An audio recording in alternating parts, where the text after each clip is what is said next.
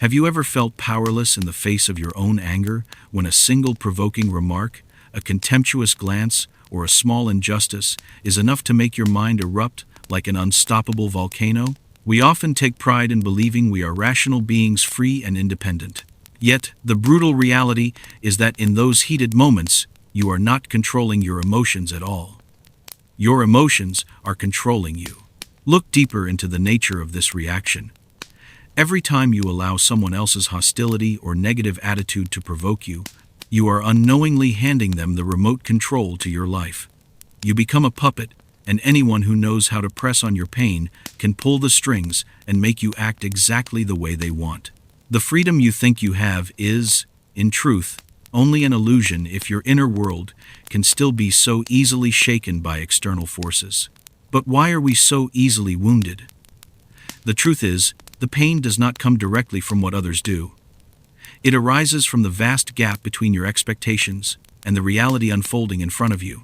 You suffer not because the world is cruel, but because you expect the world to treat you gently while reality does not. If you are tired of letting your mood depend on other people's attitudes, then it is time for us to take a hard look at the true source of inner strength. This is exactly the moment we need to return to the timeless wisdom of Stoicism. This is not merely an ancient system of thought, it is one of the sharpest, most practical psychological toolkits for navigating the turbulence of modern life. At the core of this philosophy is a powerful kind of mental liberation. You don't have to exhaust yourself trying to change the world or reshape the behavior of the people around you to find peace. Your only and most important task is to change how you respond to it all. We often waste an enormous amount of energy wrestling with things that are outside our control. We get angry when someone cuts us off in traffic, disappointed when a coworker doesn't do things our way, or devastated by an insensitive remark. Stoicism teaches a raw but empowering truth. No one, absolutely no one, has the ability to make you feel hurt, enraged, or inferior unless you silently give them permission to do so. A person's real strength is not measured by the ability to dominate others, but is defined by the capacity to control their own reactions, completely independent of external behavior. In today's social environment, these principles are more urgent and relevant than ever. We live in an era of hyperspeed connection, yet we are fractured when it comes to inner depth. Pressure from work, the chaos of information on social media, and a relentless pace of life are programming our brains into the habit of instant reaction. We feel compelled to respond to every trigger, to speak up about every issue, and to defend our ego against every attack. This culture of rapid reaction has eroded our calm, turning us into slaves of circumstance instead of masters of our own lives. Today, we won't stop at surface-level theory. Together, we'll dive deep into the core principles of behavioral psychology and applied philosophy to decode the mechanics of anger. We'll uncover the power of the pause, that sacred space between stimulus and response where free will truly lives. The ultimate goal is to help you build an unshakable inner foundation, so you can observe every storm life throws at you with the calmest and clearest mind possible. To truly grasp the art of mastering your inner world, we can't ignore the historical setting where these ideas were first forged. Stoicism was not born in peaceful university lecture halls or quiet libraries. It was tempered in the violent upheavals of ancient Greece and Rome, in the harshest conditions of the human experience. Great philosophers like Epictetus, who rose from the life of a tortured slave, or Marcus Aurelius, the Roman emperor, carrying the weight of an entire empire on his shoulders in an age of war and chaos, turned to this philosophy not for intellectual entertainment, but as a form of spiritual survival. They understood that when the outside world collapses into disorder, the only fortress a person can truly govern is the mind. From that historical foundation, we arrive at a core psychological concept that Stoicism uncovered thousands of years ago. Your emotions are not born from events, but from the way you interpret those events. Epictetus once insisted that people are not disturbed by what happens, but by their views about what happens. This is the key to decoding the source of all the suffering and anger you are carrying. When you feel wounded by someone's actions, the pain doesn't actually come from the action itself. It comes from the story you are telling yourself about that action. Reflect carefully on how this mechanism works. Our minds are constantly writing scripts. When you interact with someone, you don't just see who they truly are. You project onto them an image, an expectation, an ideal version you want them to become. You expect them to respect you, to behave with courtesy, or to understand your sacrifices. And when reality contradicts that script, when they act rudely, ungratefully, or with contempt, the collapse of the image inside your head is what creates the emotional shock. Pain, therefore, is born from the vast distance between expectation and reality. You hurt because the ideal version in your mind is not brought to life. You get angry, not because they are a bad person, but because they refuse to play the role you assigned them in your story. The wound is rooted in the fact that you built an image of them based on your own desires, not on their true nature. Realizing that we are the authors of these suffering-producing stories is the first and most important step toward freeing ourselves from the control of external forces. We cannot force others to live by our script, but we absolutely have the power to rewrite how we interpret that story and find liberation. The first principle and the most important foundation we must reestablish in our thinking is this: reaction is not power. In popular culture and in the common misconceptions of society, we often equate aggressive resistance, rapid retaliation, or paying back in kind with having a strong personality. We believe that refusing to be bullied, shouting louder than the other person, or arguing to the bitter end to prove we're right is how we assert status. However, through the lens of behavioral psychology and Stoic thought, the truth is the complete opposite. A fast reaction, by its very nature, is merely an unconscious habit, a primitive defense mechanism, not the strength of reason. Let's break down this mechanism more deeply.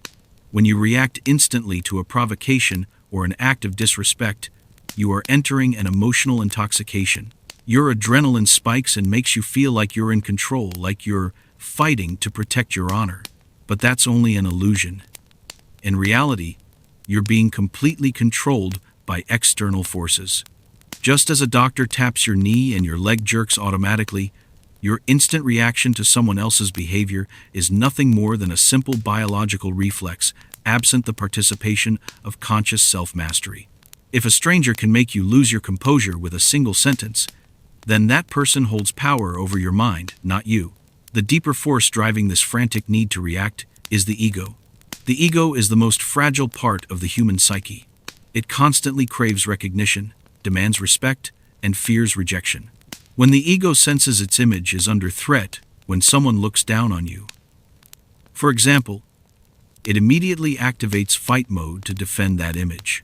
It screams for justice, demands that the other person understand, demands validation of your worth. But that very need, I need them to understand me, or I need to be recognized, is the clearest proof of inner weakness. Emotional maturity is marked by the ability to detach your self-worth from other people's judgments. When you reach a stable inner state, you begin to see a liberating truth. Not needing to prove you're right is a form of quiet power, enormous in its depth. You don't need to react to protect the ego, because you know exactly who you are. True freedom is when other people's behavior no longer has the power to dictate your emotional state. You are not silent out of fear, you are silent because you choose not to participate in a game where your emotions are offered up as a sacrifice to someone else's ego. That is the most accurate definition of self-mastery.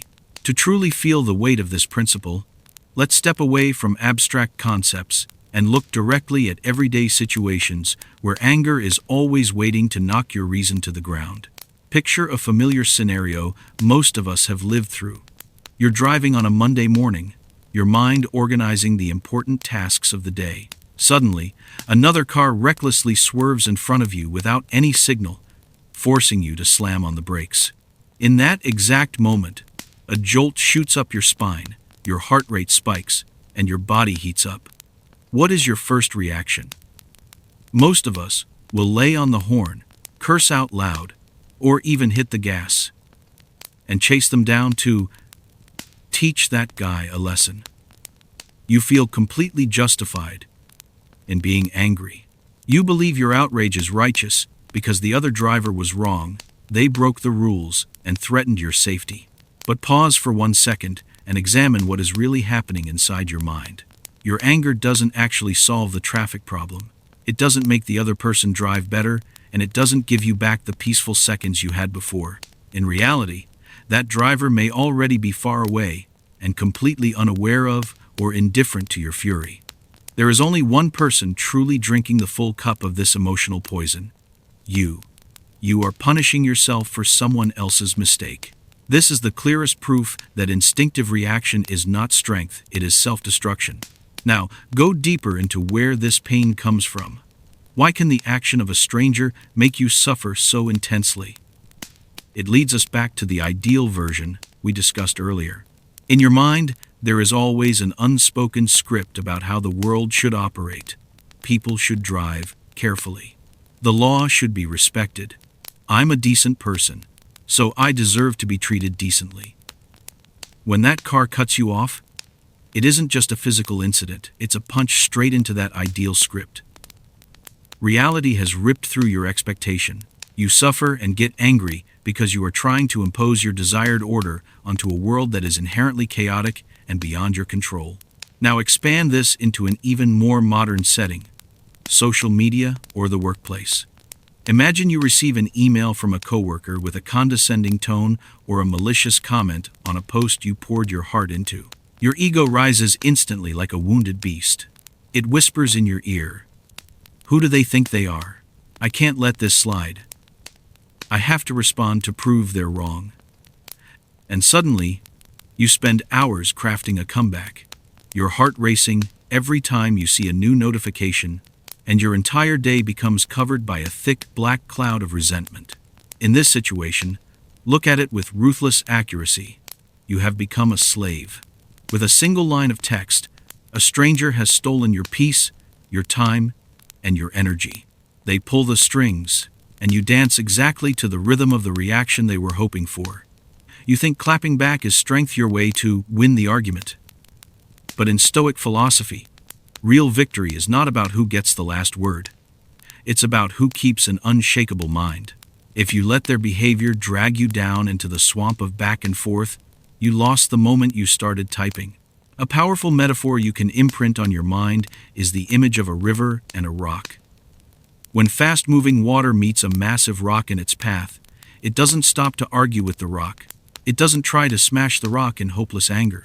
The water simply flows around it, adjusts to the terrain, and continues its journey to the open sea.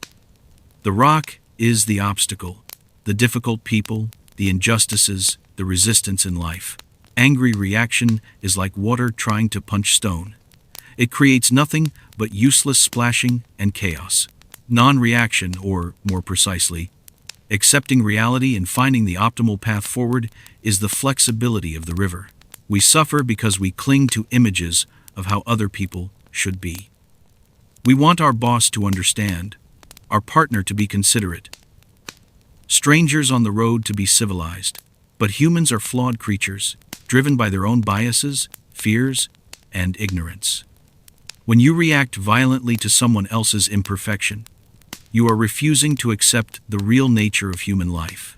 You are holding a burning coal, intending to throw it at someone else, but the first person to get burned is you. So, the next time you feel anger rising, remember, it is not a signal to attack. It is an alarm telling you that an ideal script in your mind has just been shattered. And instead of trying to glue that script back together with shouting, learn to observe the situation as a detached witness. You will see that the event itself does not carry the color of insult.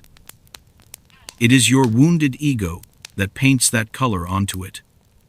Recognizing this is the first step out of the prison of unconscious reaction. If the first principle helps us identify the invisible enemy, instinctive reaction, and the fragile ego, then the second principle gives you the ultimate weapon to win this inner war. It's a concept that may sound simple at first, even passive, yet it holds the greatest creative power a human being can possess: the power of the pause. In the fast pace of modern life, we're often programmed to believe that speed is the measure of intelligence. The smart person is the one who replies the quickest. The strong person is the one who acts decisively, immediately. Yet both Stoicism and modern psychology point to the opposite truth. Speed in emotion is often the enemy of clarity. The key to freedom isn't how fast you can run, it's how still you can stand in the middle of the storm. Viktor Frankl, a neurologist and a survivor of genocide, distilled an eternal truth. Between stimulus and response, there is a space. In that space is our power to choose our response. And in our response lies our growth and our freedom. Let's analyze the structure of this space to understand why it matters so much. Life is constantly throwing stimuli at us. It could be criticism from your boss, a blaring car horn, the thoughtlessness of your spouse, or a negative headline on social media. For most people, the path from stimulus to reaction is a straight line with no obstacles. The stimulus happens, and the reaction explodes instantly. This is the operating system of the primitive brain, where we act purely from survival instinct, fight or flight. In this state, your consciousness is absent. You are not the driver. You are merely a passenger in a car with failed brakes racing downhill. The principle of the pause teaches you how to wedge something between the gears of that machine. It creates a sacred space right after the stimulus appears and right before the reaction happens. In that pause, you reclaim control from the amygdala, the emotional center, and hand it back to the prefrontal cortex, the rational center. The core distinction we must draw clearly here is the difference between reaction and response. These words are often used interchangeably, but psychologically, they are as opposite as day and night. A reaction is an automatic defense mechanism.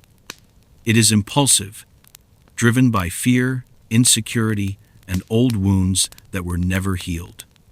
When you react, you are letting the past control the present. For example, if you grew up in an environment of constant criticism, even gentle feedback from a coworker today can trigger that outdated defense system, making you bristle irrationally. Reactions are often fast and intense, but their aftermath is usually regret. They don't solve the problem. They merely release negative energy for a moment and often make the situation worse. A response, on the other hand, is a conscious choice. A response happens more slowly. It requires you to step back and observe the emotion rising inside you without becoming identified with it. In a response, you consider your values, you remember your long-term goals, and you choose the action that aligns with the person you want to become, not the person your anger wants you to become. A response is not dictated by someone else's behavior. It is guided by your own inner compass. This is the highest expression of emotional maturity. The pause, therefore, is not emptiness or numbness. It is an active, powerful act of the mind. In those few short seconds, you conduct a strategic inner dialogue. You ask yourself, what is this emotion trying to tell me? Will this act of retaliation create a good outcome? Am I reacting to the truth or to an ego that feels wounded? These questions extinguish the fire of impulsiveness. More than that, the pause is where you reclaim your power. When someone tries to provoke you, they are hoping for a reaction. They throw you a ball of fire and wait for you to catch it so you can throw it back. If you react instantly, you've fallen into the trap. You've entered their game by their rules. But when you pause, you refuse to take that burning ball. You break the rhythm of the attack. Your silence and composure inside that pause build a fortress no cruel words can penetrate. You are not pulled into their storm. You become the observer as that storm passes. Practicing the pause is also how you show deep respect for yourself. You refuse to turn yourself into a slave of circumstance. You declare that your mind is a sanctuary, and no one has the right to enter it with the dirty shoes of negativity without your permission. The pause is the loyal gatekeeper, ensuring that only thoughts and actions worthy of you are allowed to leave your mouth and enter the world. It is the boundary between an oversized child, ruled by emotion, and a true adult who masters their own destiny. To clearly visualize the real-world power of practicing the pause and the transformation from reaction to response, Let's place ourselves in one of the harshest psychological arenas: a tense workplace confrontation or a fiery argument in a personal relationship. These are the moments when the ego is most intensely provoked, and the hunger to win often overwhelms reason. Imagine you're in an important meeting. A coworker or partner suddenly delivers a public criticism aimed at your competence. Provocative, dripping with sarcasm. Under your old conditioning, blood rushes to your head, your heart pounds, and your throat tightens with anger. The natural reflex is to cut them off immediately, raise your voice to defend yourself, or fire back with a cutting remark to retaliate. But step back and observe this scene like an outsider. When you react quickly and angrily, what do you look like? You become flustered, unstable, and easy to manipulate. More importantly, by shouting to protect yourself, you unknowingly admit that the criticism carried weight, that it struck a fear inside you. You hand the other person the satisfaction of watching you lose control. Now, rewind the scene and apply the pause.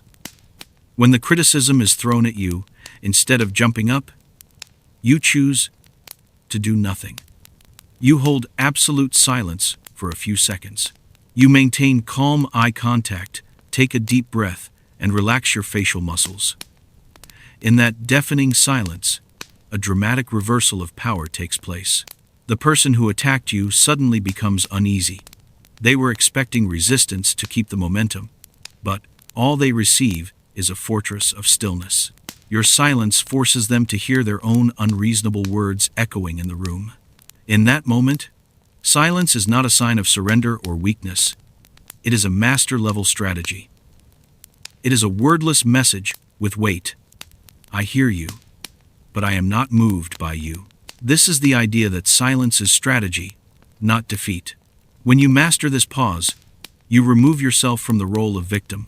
You are no longer a moving target for them to dump their anger on. Like an Aikido practitioner, instead of using force against force, you use stillness to neutralize the other person's attack, causing them to lose momentum and fall into their own aggression. After the pause, your reply, if one is even necessary, no longer carries the tone of self-defense.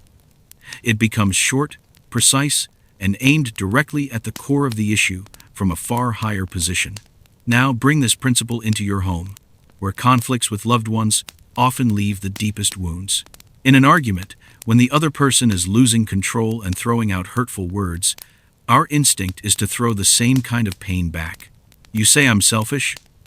You're the one who never knows how to listen." And so, the spiral escalates without an endpoint, turning two people who love each other into enemies for a moment. But if you apply the pause, you break that toxic pattern. When the other person's anger crashes down, you stop. You remind yourself that this attack isn't about you, it is an expression of their pain or their helplessness. Instead of yelling over them, you choose to lower your voice or remain silent and listen until the storm passes. This requires extraordinary courage, because it demands that you lay down the ego's shield that wants to prove, "I'm right and you're wrong." But the result is priceless. You preserve harmony, you protect your energy, and most importantly, you don't say words you will spend the rest of your life regretting. We also need to see this intentional silence as a wise filter. In the digital age, when sending a message or posting a comment takes less than a second, the pause becomes the final shield, protecting your dignity. How many times have you sent an angry email in the middle of the night, only to wake up the next morning in horror, wishing you could take it back?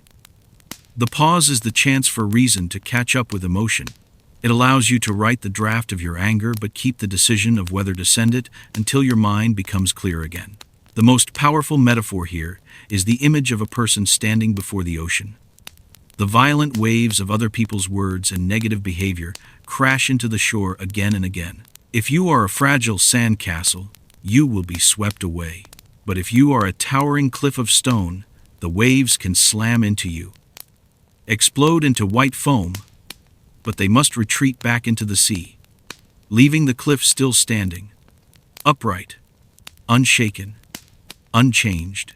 Your stillness is the substance that forms that cliff. It declares that your inner world is an inviolable territory, one that the chaos of the outside world cannot enter without your permission. This is not merely a communication skill. It is the art of living as a free soul. Now that we've equipped ourselves with the shield of the pause to block impulsive reactions, it's time for a sharper weapon, one that can transform negative energy at its root. This is the principle of understanding and separation. It is the step that marks the shift from merely suppressing anger to a higher state, reconciling with reality and developing emotional immunity. This principle begins with a brutal yet liberating definition of maturity. Emotional maturity is the ability to completely separate your self-worth from other people's behavior and attitudes. For most of our lives, we live under a harmful misunderstanding that our emotions are the inevitable result of what other people do. We believe, "He made me sad. She made me angry." This way of thinking unknowingly ties your nervous system to the behavior of everyone around you. But Stoicism and behavioral psychology invite us to cut that cord. We must understand that other people's behavior is a variable that belongs to them, while your inner state is a constant that belongs to you. These two categories exist independently and do not need to form a cause and effect relationship unless you allow that transfer to happen. To truly practice this separation, we have to go deeper into the psychology of the aggressor. Burn this truth into your mind. Most hurtful, bitter, or irrational behavior from others is not truly aimed at you. Even when they call your name and criticize you personally, at the core, you are often just an excuse, a random target, or a trash can they use to dump the pressure, fear, and insecurity weighing down their own inner world. In psychology, there is a well-known premise: hurt people hurt people. People who carry wounds often go on to wound others. A person who is genuinely happy, peaceful, and satisfied with their life will never feel the need to belittle someone else, mock a coworker, or pick fights in the street. Aggression is always a symptom of inner pain. When someone screams in your face, it is the echo of a war happening inside their own mind. Their anger is a shell covering weakness, shame, or a sense of powerlessness in the face of personal problems they cannot solve. Once you understand this mechanism, your perspective changes completely. Instead of seeing them as a terrifying monster or a hateful enemy, you begin to see them as a patient in pain. You no longer feel insulted. Instead, you feel a calm curiosity, perhaps even a cold form of compassion. You realize that their cruel words are not a verdict on your worth, but a confession of their mental state. They are projecting their inner darkness onto you. This separation allows you to practice a survival rule. Don't bring other people's trash into your home. Imagine every outburst, every irrational criticism as a foul-smelling garbage bag. They carry that bag over and try to shove it into your hands. Under old instincts, you would take it, open it, inspect it, smell it, then get angry that it stinks, and finally keep it inside the house of your mind for the rest of the day, even the rest of the week. But with separation, you see the bag and simply refuse to take it. You understand it belongs to them. If you don't accept it, they are forced to keep it for themselves. Your lack of reaction to negativity is the act of returning the trash to its place of origin. However, this understanding does not mean you must become a saint, tolerant, or forgiving of every wrongdoing. This is not a lesson in morality. It is a lesson in survival strategy. Understanding here is a rational tool to protect yourself. You understand their suffering not to rescue them, but so you won't be pulled into their emotional chaos. You separate, not because you lack feeling, but because you value your peace more than winning inside a muddy swamp. The highest level of this principle also lies in the opposite direction: self-reflection. Once you separate the other person's behavior from your worth, you gain space to turn inward and ask, "Why does this bother me?" That is a courageous question.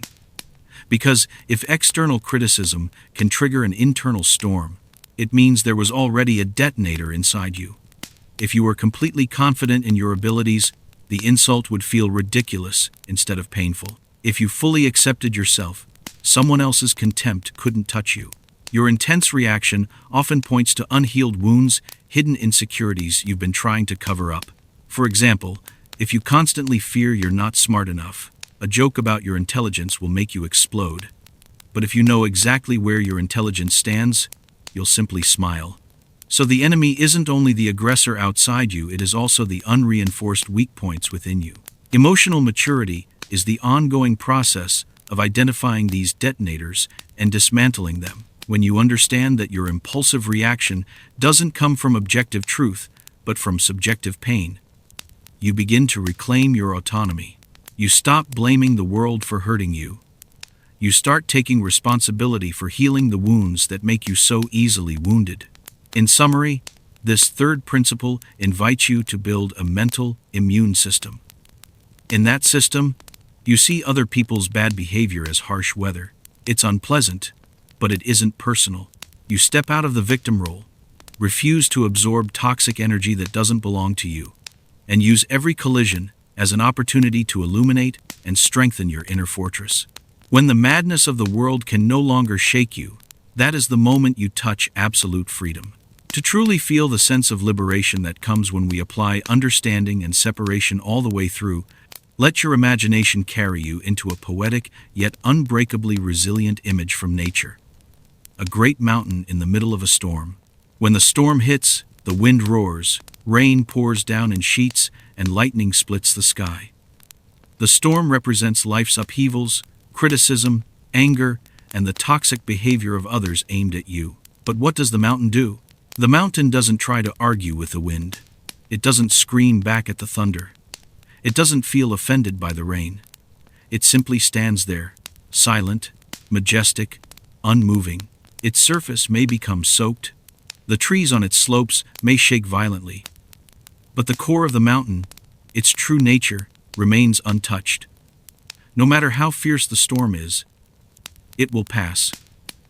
The mountain will still be there. This is the inner state we are aiming for. When you achieve separation, you become the mountain. Other people's harsh words are like the wind. They can be loud, they can carry dust and debris, but if you don't open the door and invite them in, they simply move through and vanish into nothingness. You are no longer a wall trying to block the wind and absorb the impact. You become the vast space that allows the wind to exist without being carried away by it. Now, apply this mindset to a high-pressure real-life situation. Family gatherings or close relationships that are toxic. These are often the places where we're most easily wounded because we crave approval from the people we love. Imagine you have a relative who always finds a way to downplay your achievements or compare you to someone else at every shared meal. In the past, every sentence from them felt like a poison-tipped arrow driven straight into your heart. You would spend the entire evening boiling inside, trying to defend yourself, or carrying that sadness home only to take it out on your spouse or your children, creating an endless chain reaction of negative emotion. But now, through the lens of understanding, the script changes completely. When that person begins to throw out their jabs, instead of feeling your chest tighten, you take one step back inside your mind and observe. You see that behind the arrogance is an insecure human being, someone who may feel inferior and needs to diminish others in order to feel important. You recognize their behavior as a cry for attention from an ego that is starving. The moment you see through it, the anger inside you dissolves, replaced by a strange calm, perhaps even a quiet compassion. You no longer feel the need to argue to prove your worth, because you know your worth does not live in their mouth. You smile gently, nod, and continue enjoying your meal. Their words pass through you like wind. They throw a burning coal at you, but you don't reach out to catch it, so it falls to the ground and cools at their feet. You leave with a lighter mind, carrying no unnecessary emotional luggage home with you. Another, deeper example of separation is how we face ingratitude or betrayal. When you help someone wholeheartedly and receive coldness in return, the pain often comes from feeling like your giving was trampled. But Stoic thought invites you to look again. Did you help because being kind is your nature, or did you help to buy gratitude? If you helped because that is who you are, then the act of helping was already a complete reward. The other person's reaction, whether gratitude or ingratitude, is a matter of their character. It has nothing to do with the value of your action. The greatest freedom here is that you no longer carry responsibility for other people's emotions and behavior on your shoulders. We often live under an invisible weight, afraid of upsetting others, or feeling responsible for fixing their mood. Separation helps you set that weight down. You realize that every adult must take responsibility for the garden of their own mind. You can be a kind neighbor sharing across the fence, but you are not obligated to jump in and clean up the trash in their yard if they don't want to. The highest illustration of this state is the image of the non-attached river. The river flows through many landscapes, sometimes smooth, sometimes rough, sometimes clear, sometimes muddy. But the river never stops to grieve a bad stretch, and it never clings to a beautiful one. It keeps flowing. When someone treats you poorly, that is simply a rocky, rapid-filled section you pass through. You don't pitch a tent there. You don't build a house on that pain. You let it move behind you. When you no longer need to be understood, loved, or validated by people who are incapable of giving it, you become unbreakable. Not because you turn cold or numb, but because the source of your happiness and worth has been relocated from the outside to the inside. You become sufficient for yourself. Your stillness is no longer suppression. Waiting to explode, it becomes the stillness of a deep ocean. On the surface, the storms people create can churn violently, but dive a few meters down and everything becomes eternal peace. No stone thrown into the sea can hurt the ocean. And when you truly understand yourself, no judgment can hurt you. We've walked together through a long journey of thought, from dismantling the illusions of reaction, understanding the mechanics of the ego, to contemplating the beauty of stillness like mountains before the storm. But philosophy, no matter how profound, remains nothing more than dead ink on paper if it is not transformed into concrete action in the breath of everyday life. Stoicism was not born to sit in dusty libraries. It was designed for real battlefields, high-pressure workplaces, tense family dinners, and the chaotic arena of social media. The most important question now is, how do we modern people living in a loud world that constantly demands our attention actually live with the calm of a philosopher? How do we apply these principles on a traffic-jammed Monday morning or a deadline-packed Friday afternoon? This section will be your detailed action map, a practical toolkit that helps you reclaim mastery over your inner world, step by step. We won't talk about airy theories. We'll focus on specific behavioral psychology tactics to hack your brain's reaction process. Strategy 1. Establish the Watcher protocol. The first and most important step to breaking the unconscious reaction loop is building an internal monitoring system. Imagine there are two parts inside you. One is the experiencer feeling anger, a racing heart, and the other is the watcher, standing apart and seeing that anger. In daily life, the moment you notice the first physical signals of anger, your chest heating up, your jaw clenching, your breath becoming shallow, activate the watcher immediately. Instead of saying, "I am angry," a statement that merges you with the emotion, shift your inner language to, "I'm noticing anger rising inside me." This small linguistic change creates an essential psychological distance. You turn anger from a state of being into an object you can observe. Practice exercise. For the next 7 days, challenge yourself with affect labeling. Whenever you feel irritated, name it precisely in your mind. This is frustration. This is feeling disrespected. This is impatience. Neuroscience studies show that naming an emotion reduces amygdala activity, the fear, anger center, and activates the prefrontal cortex, the reasoning center. Simply naming it tames half the beast. Strategy 2. The 5-second breath rule. The 5-second breath. After you've recognized the emotion, you need a physical tool to intervene in your nervous system. When you're triggered, your body switches into fight or flight, flooding your blood with cortisol and adrenaline. To create the pause, you must hack your parasympathetic system to calm the body down. The rule is simple. When the stimulus appears, force yourself to inhale deeply for 5 seconds before doing anything, before speaking, before typing, before reacting in any way. This isn't a generic, just breathe cliché. Biologically, slow, deep breathing sends a safety signal to the brain. There is no tiger chasing us. We are safe. That 5-second stillness is the sacred space we discussed. During those 5 seconds, visualize your anger as black smoke. You are exhaling out of your body, returning clarity to your mind. Never underestimate the power of 5 seconds. It is the thin line between a civilized human being and someone who loses control. Strategy 3. The ego interrogation. The ego interrogation. Once you've created the pause and regained some calm, use reason to interrogate yourself. This is where Stoic thinking shines. Ask these 3 decisive questions before you choose to respond. Is this within my control? If the answer is no, rain, traffic, your boss's attitude, then anger is pointless. Let it go immediately. Am I reacting to the truth or to a wounded ego? Be ruthlessly honest. Are you defending truth or defending your important person image? If it's ego, smile and let it pass. Does this person deserve the power to control my happiness? Remember, when you're angry at someone, you're handing them the keys to your inner world. Do they deserve that power? Applying these strategies in real contexts. To turn these strategies into a lifestyle, let's see how they work in the 3 harshest arenas of modern life. 1.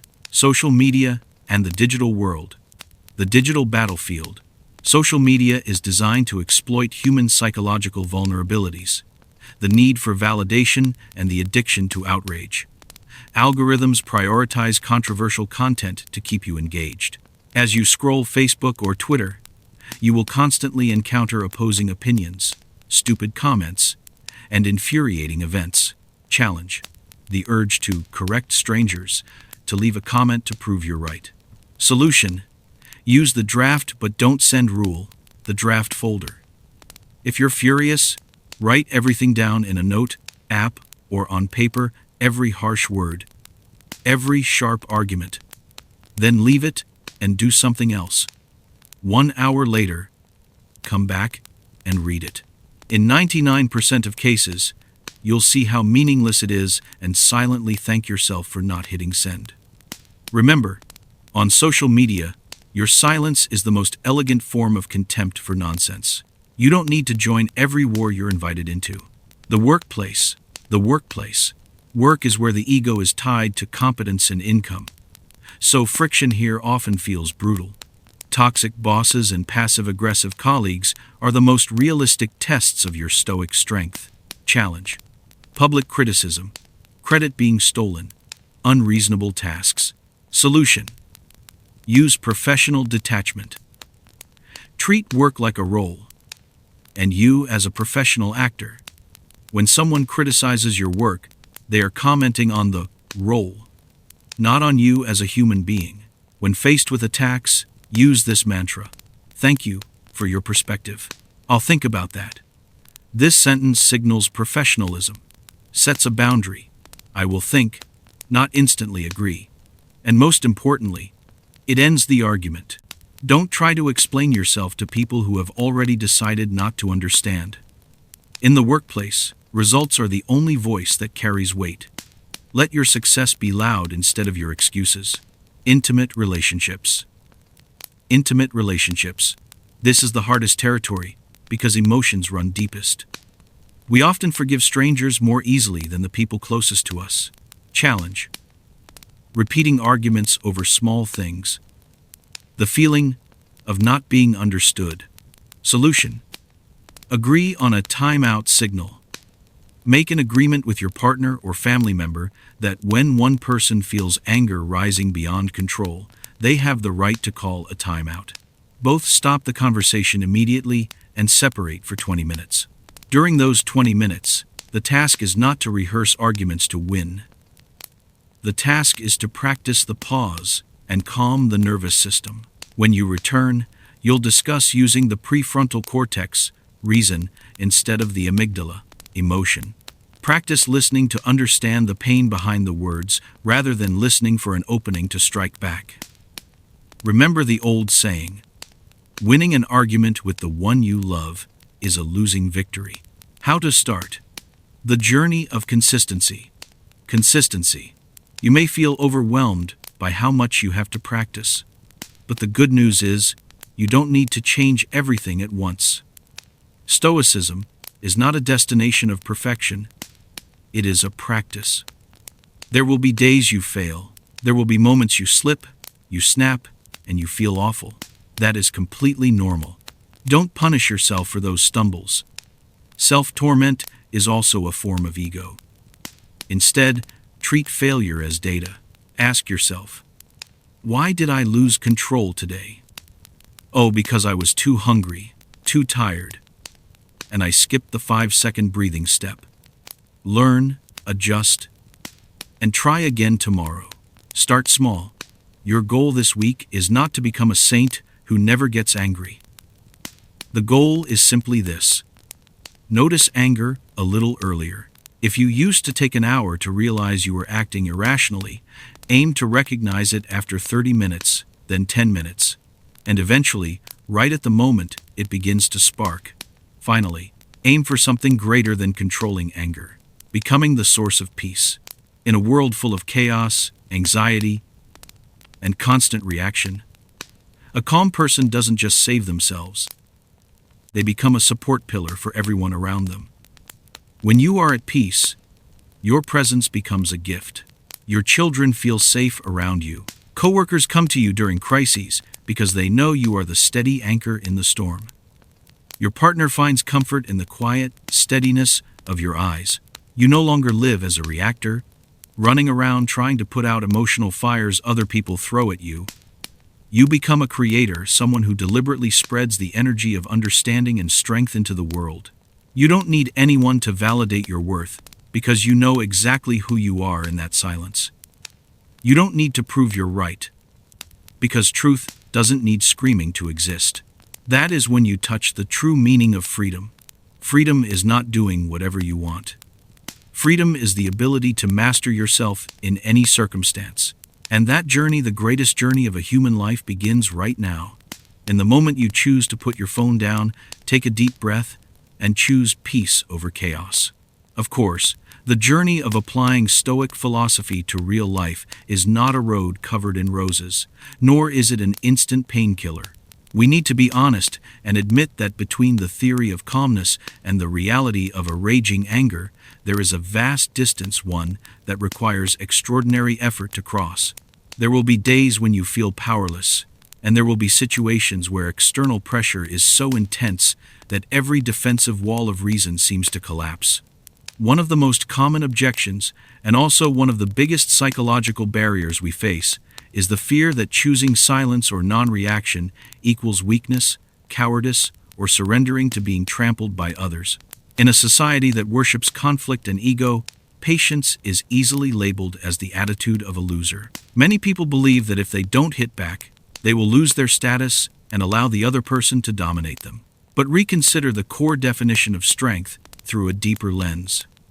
Between someone who lets emotion run wild, shouting, smashing, and acting on animal instinct, and someone who must summon every ounce of iron, will to hold back the inner storm, in order to remain composed, who is truly stronger?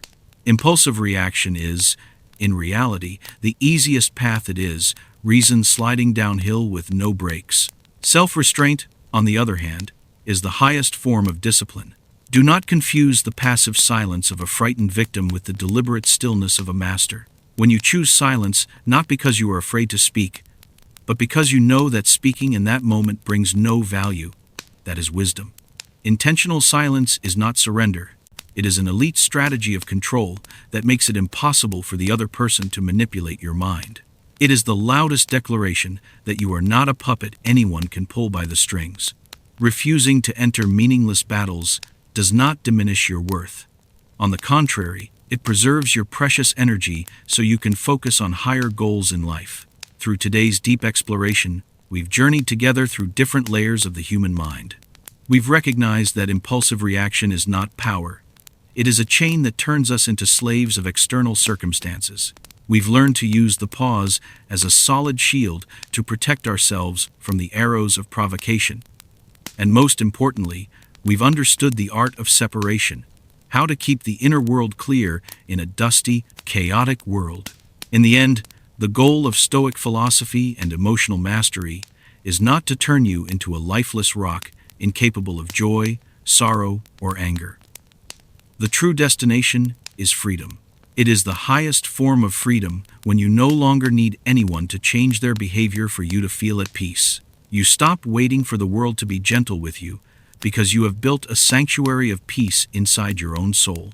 When the outside world no longer has the power to shake your inner world, that is the moment you have won the game of life. Remember, you don't need to react to prove your worth. You don't need to shout to be heard. Your value is inherent and unchanging. It does not rise when someone praises you, and it does not fall when someone criticizes you. Real strength always comes from quiet depth, not from loud noise. Starting today, stop playing the victim of circumstance and begin walking with the posture of someone who creates their destiny. Become a steady lighthouse, not only lighting your own path, but bringing peace to those around you in the storms of life. If what we shared today touched something within you or helped you see your anger from a new angle, I invite you to take action right now, starting with the smallest steps. Don't treat this video as a temporary dose of motivation. Make it part of your way of living.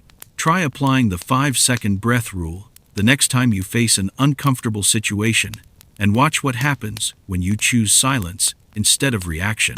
And if you're ready to commit to this challenging yet glorious journey of inner mastery, leave a comment below with the words, "I choose peace," to affirm your decision with the community. Don't forget to subscribe and share this content with anyone who is struggling with their emotions, because maybe your share is the pause they've been searching for. Thank you for listening, and I'll see you again in our next journey into the mind.